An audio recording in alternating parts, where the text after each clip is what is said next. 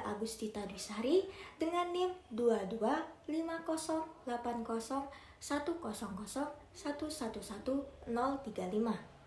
Nah, kali ini aku akan membahas tentang agri-service dalam agribisnis perikanan. Langsung aja yuk! Nah, di sini aku ingin menjelaskan sedikit tentang agri-service yang mana dapat diartikan sebagai unit bisnis penyedia jasa, selain jasa niaga. Komponen agri-service terpisah dengan komponen agri-niaga, meski komponen agri-niaga tergolong bisnis jasa. Agri-service juga dapat dikatakan sebagai subsistem pendukung bagi sistem agribisnis perikanan. Subsistem ini melibatkan berbagai elemen dan aktor yang berperan penting dalam mengoptimalkan hasil produksi dan meningkatkan nilai tambah produk perikanan. Nah, selanjutnya kita akan bahas terkait subsistem pendukung agribisnis perikanan.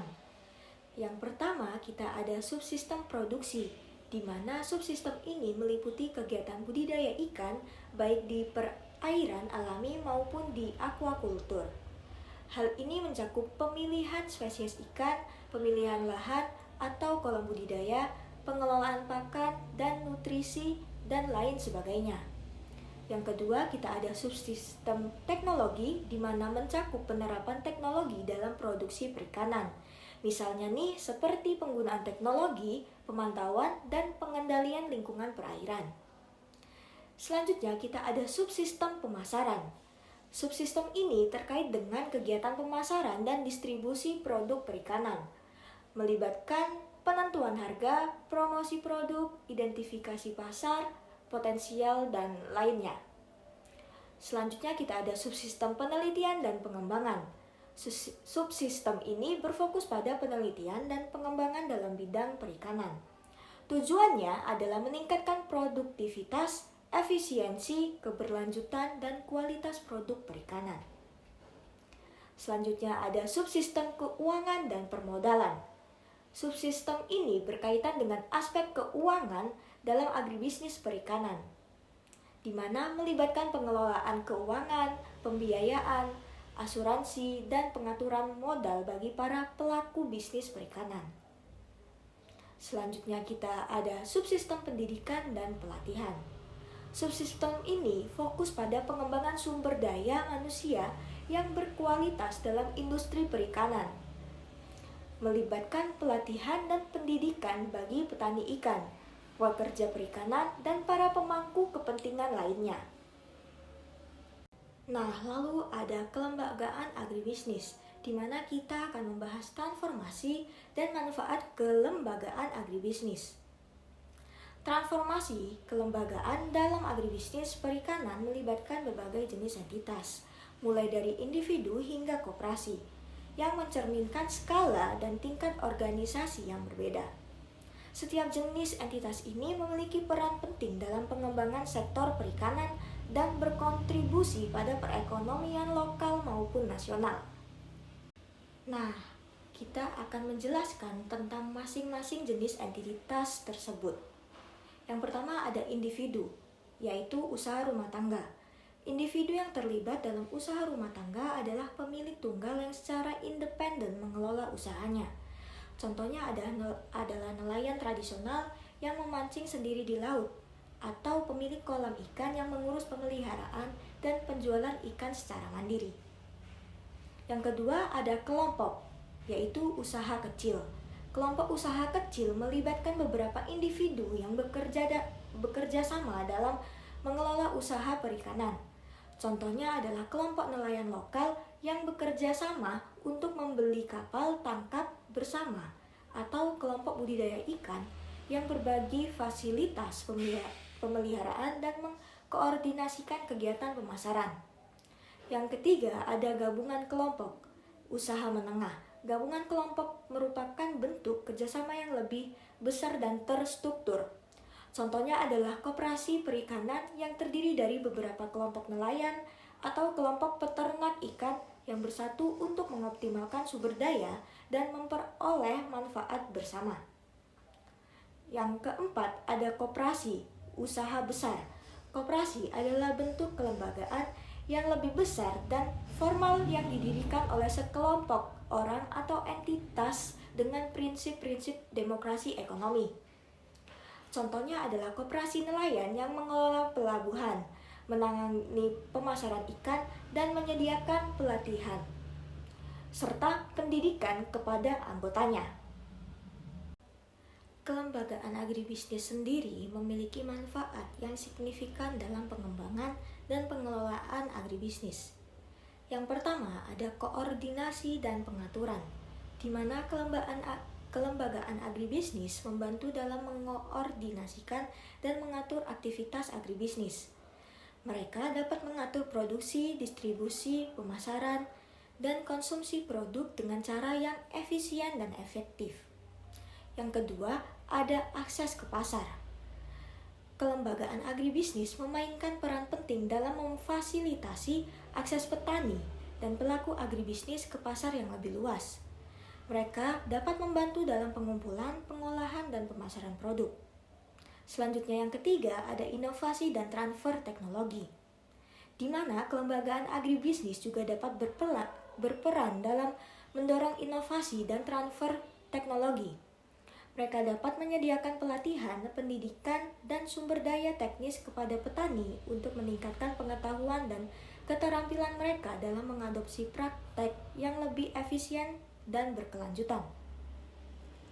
Selanjutnya, ada peningkatan akses ke pembiayaan, di mana kelembagaan agribisnis dapat membantu petani dan pelaku agribisnis dalam memperoleh akses ke pembiayaan untuk diperlukan mengembangkan usaha mereka. Mereka biasanya menyediakan pinjaman, kredit, atau skema keuangan lainnya untuk membiayai investasi dalam infrastruktur, pembelian peralatan, atau pengembangan usaha lainnya. Yang kelima, ada perlindungan kepentingan petani, di mana kelembagaan agribisnis sebagai serikat dan asosiasi dapat berperan dalam melindungi kepentingan petani. Mereka dapat berperan sebagai wakil petani dalam perundingan dengan pemerintah, memperjuangkan kebijakan yang menguntungkan petani, serta melindungi hak-hak dan kesejahteraan petani. Selanjutnya ada peran agri-service. Yang pertama yaitu pembiayaan atau permodalan, di mana lembaga pembiayaan dalam agribisnis berperan penting dalam usaha penyediaan modal untuk investasi atau modal tetap maupun modal kerja. Pembiayaan mencakup semua sektor mulai dari produsen primer sampai dengan industri hilir. Pada industri hulu, pembiayaan diperlukan untuk memperlancar arus distribusi dan juga mempermudah ketersediaan input yang diperlukan dan alat pertanian seperti bahan baku, benih, probiotik, pakan, alat tangkap, dan lain-lain. Sedangkan pada sektor hilir, pembiayaan lebih kepada pemasaran agar distribusi menuju konsumen atau pelanggan menjadi efektif dan efisien. Yang kedua, ada pemasaran atau distribusi. Dalam hal pemasaran atau distribusi, agri-service berfungsi sebagai fasilitator antar konsumen dengan produsen. Konsumen dapat disebut dengan defisit unit, sedangkan produsen disebut dengan surplus unit. Beberapa aspek penting dalam agri-service perikanan yang terkait pemasaran dan distribusi antara lain, yang pertama ada analisis pasar, yaitu menganalisis tren konsumen, permintaan pasar, hingga kebutuhan produk perikanan. Yang kedua ada pemasaran produk, di mana agri-service membantu dalam merencanakan dan melaksanakan strategi pemasaran yang efektif, seperti pengembangan merek, promosi produk, periklanan, dan sebagainya. Yang ketiga ada penentuan harga oleh agri-service, yang dapat memastikan harga jual produk kompetitif dan tentunya menguntungkan. Yang keempat ada sertifikasi dan labelisasi. Di sini agri-service membantu agar kualitas dan keberlanjutan produk tersertifikasi. Yang kelima ada distribusi dan logistik. Melalui jasa agri-service, distribusi hingga pengemasan akan dibantu pengelolaannya, bahkan mampu memberi solusi logistik yang tepat bagi produk. Melalui berbagai aspek layanan ini, agri-service perikanan dapat membantu agribisnis perikanan dalam memasarkan produk secara efektif, meningkatkan keuntungan, hingga memastikan distribusi yang efisien. Yang ketiga ada riset agribisnis, di mana ada beberapa area riset yang relevan dalam agribisnis perikanan. Yang pertama ada riset pemuliaan ikan, yang bertujuan untuk mengembangkan varietas ikan yang memiliki pertumbuhan lebih cepat, resistensi terhadap penyakit, ketahanan lingkungan, dan sifat-sifat unggul lainnya.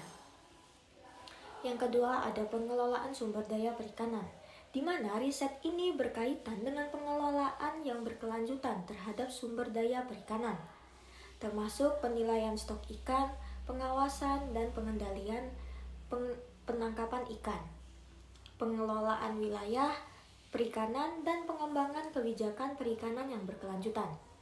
Yang ketiga ada nutrisi dan pakan, yang dimana ikan dalam bidang ini fokus pada pengembangan pakan yang optimal untuk ikan budidaya dengan tujuan meningkatkan efisiensi pakan, meningkatkan pertumbuhan ikan, dan mengurangi dampak lingkungan dari limbah pakan yang tidak termanfaatkan.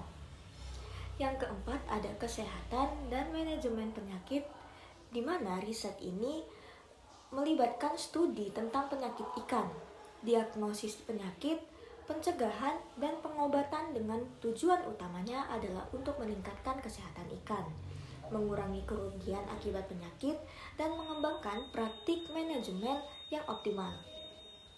Yang kelima ada penggunaan teknologi dalam perikanan, di mana riset ini mencakup pengembangan dan penerapan teknologi canggih dalam perikanan, seperti sistem pemantauan dan pengendalian otomatis, penggunaan sensor, serta penggunaan data dan analitik. Yang keenam ada keberlanjutan dan dampak lingkungan, di mana riset ini berfokus pada pengembangan praktik perikanan yang berkelanjutan untuk mengurangi dampak negatif terhadap lingkungan, termasuk pengelolaan limbah, penggunaan energi terbarukan, mitigasi perubahan iklim, dan pemulihan ekosistem perikanan yang terdegradasi. Nah, yang keempat dan yang terakhir ada penanggung resiko. Dalam agribisnis seringkali terdapat resiko yang tergolong besar, namun segala resiko tersebut masih dapat diatasi. Untuk mengatasi resiko yang ada dalam agribisnis, maka diperlukan teknologi dan manajemen yang handal. Teknologi dan manajemen yang handal akan meminimalisir resiko karena dengan adanya pengembangan teknologi dan manajemen akan membuat agribisnis berjalan dengan semestinya. Sebagai penjamin untuk meminimalisir adanya resiko dalam agribisnis adalah perlu pengembangan dan pemberian sarana penjamin pada berbagai resiko. Pengembangan dan pemberian sarana penjamin tersebut meliputi asuransi yang berfungsi sebagai penjamin untuk pembagi resiko. Selain itu, ada kontrak untuk mencari pemodal dengan membuat kontrak di mana akan disampaikan segala jenis resiko yang mungkin terjadi dan bagaimana mengatasi semua resiko tersebut. Pada pengembangan dan pemberian sarana penjamin agribisnis yang terakhir, yaitu meliputi jaminan pasar yang dilakukan oleh pemerintah, di mana pemerintah melakukan jaminan dan menjadi penengah di pasar ketika ada produk yang belum pasti di pasar seberapa kebutuhannya. Nah, dari penjelasanku tadi udah pada tahu dong ya tentang agri-service dalam agribisnis perikanan. Sayangnya cuma sampai sini yang bisa aku jelaskan. Kalau ada salah kata yang aku ucapkan, mohon dimaafkan ya. Sekian dari aku, sampai jumpa teman-teman.